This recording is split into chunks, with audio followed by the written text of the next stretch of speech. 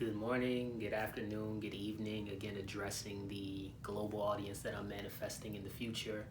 I'm the artist currently known as Zan Truluck, and today we're going to do things a little different. We're going to talk about my drawing, the corporate mask, and really talk about me as the corporate America manager, Zan Truluck. So, the corporate mask is the most important piece of artwork that I have ever made. I have other artwork that I am extremely impressed with. I have other art that I poured a lot into, but I don't think I've had any piece of artwork as salient to me as this, because this one first brought me back home. So it's as if the prodigal son returned. And I say back home in that I didn't do art whatsoever for 4 years, 4.5, 5 years. So I'm working in St. Louis, my first job out of college, and today is actually my 11th year anniversary at that same company, which is the thing we can go into and talk about in and of itself, given that most people in my demographic and age group actually just don't even stay at companies that long anymore.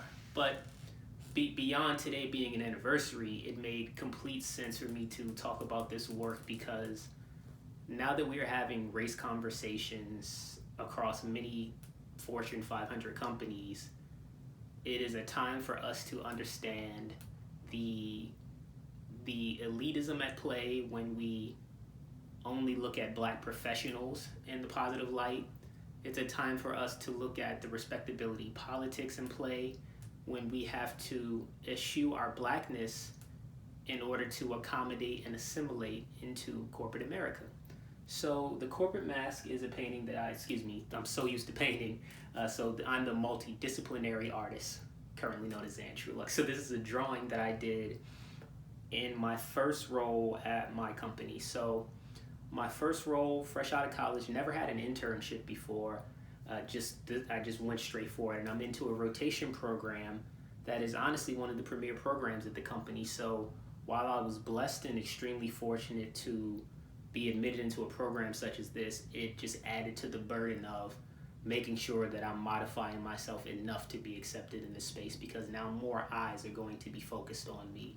And the scrutiny of being a black man in a program like this was just really, really intensified.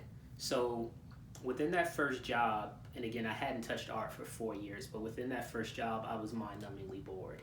I was not prepared for the emotional toll that I would go through as a black man in corporate America, as a young adult in corporate America, graduating from an experience where at my historically black college and university, college specifically Morehouse College, and so at that time, spending 4 years in an intentional experience where not only do the people look like you, they are able to love on you in a way that the world will not, and the world is not willing to do, and they're preparing you to gird yourself up and be empowered, knowing that you're about to enter a world that looks at you as the other.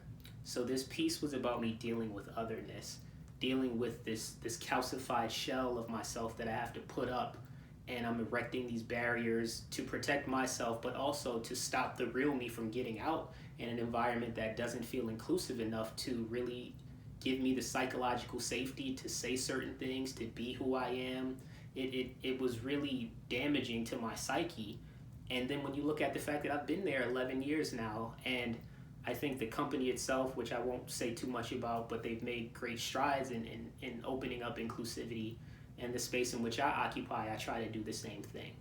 But it always felt like, to quote Sam Greeley, I was the spook who sat by the door. And those of you who've never seen the film or never read the book, please look at Sam Greeley's The Spook Who Sat by the Door. Essentially, it's about a black man who was passing in the space in the CIA and infiltrated by basically modifying himself to get by. And that's what you have to do in order to be in position, to put people in position, in order to widen the aperture of your peers so that they value blackness and black perspectives. I had to modify myself so that they could attach this version of me to their standard of corporate